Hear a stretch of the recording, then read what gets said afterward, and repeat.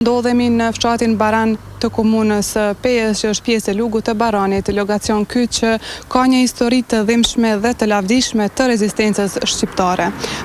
Pakush mund të besoj se këtu para 89 viteve ka ndodhur votime të përgjakshme. Shumë njerëz kanë humbur jetën në mbrojtje të votës së lirë.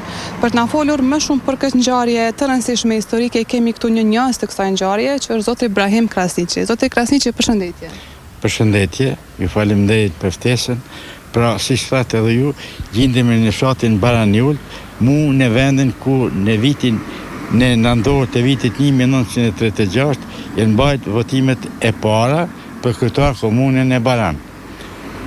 Kandidat i Partisë Demokratike për komunën Baranit është emëruar Haxhi Bayraktari nga Vranoci, kurse nga radhët e Partisë Radikale Serbe Manojlo Biçi, i cili në popull o njoft ma shumë me emrin Manojlo Berisha nga fshati Gorazdes. Partia Demokratike ka hyrë në koalicion me Partinë Komuniste, mirë po ata e kanë trahtu. Populli e ka votu Haxhi Bayraktarin, mirë po radikalet i kanë vjedhë votat.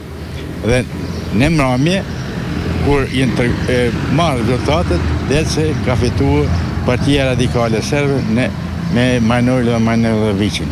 Dhe kështu tash, Haxhi Bayraktari, Manush Begu, vllai i Sefatil Begit, edhe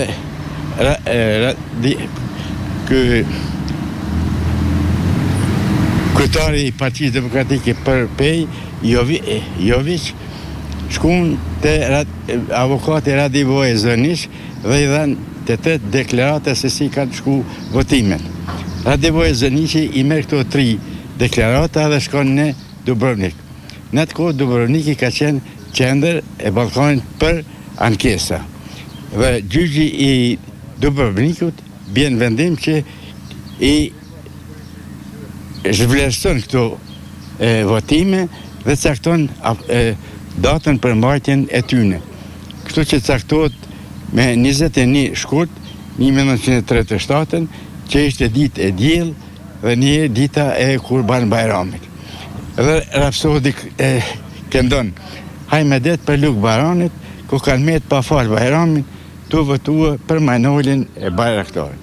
Tani, demokratët hynë në garë ma të përgatitur, kështu që në vend votimin numër 1, emërohet Mullaj Suf Peja, në vend votimin numër 2, emërohet Recep Dodaku, polic aktiv në Cermjan, dhe vend votimin e 3, emërohet Ali Curri nga Barani. Populli fillon me votu, Haxhi Bayraktari. Si organizoheshin popullata për votim? Popullata organizohesh, si mas asaj që tërgoj ke Haxha, Haxhi Bayraktari, gjithë natën thëke kemi mrej huj dhe kemi lënë mëna dyre të kullës e Rustem Luks. Edhe ta radikalet e marrin vesh, edhe thirrin policin Pejs, Liçinës, Qellapekut, Strelci Tepër edhe të Cermjanit. Kështu që rrugët e fshatit Baran mushen me policë. Fillojnë me votu populli Haxhi Bayraktari, mirë po radikal prap me avazin e vjetër fillojnë me ive. Edhe në një kohë, Ali Curri qohët, e shën vend votimin edhe shkon ku ishin demokratët. Dhe ju thëtë se prap radikalet janë ka i vjedhin votat. Këtë moment, Yusuf Faradin Gervalla i thëtë Haxhi Bayraktarit apo prin, apo prin. Mirë po Haxhi Bayraktari thëtë o Gervalla, deri këshyrën shito në drejtare se janë mush rrugët e Baranit me policë. Pas një kohë, qohet nga vendvotimi numër 1, Mullaj Suf Peja dhe shkon të demokrat, ku të Rustem Lukës, dhe ju thë se prap votat po vidhen.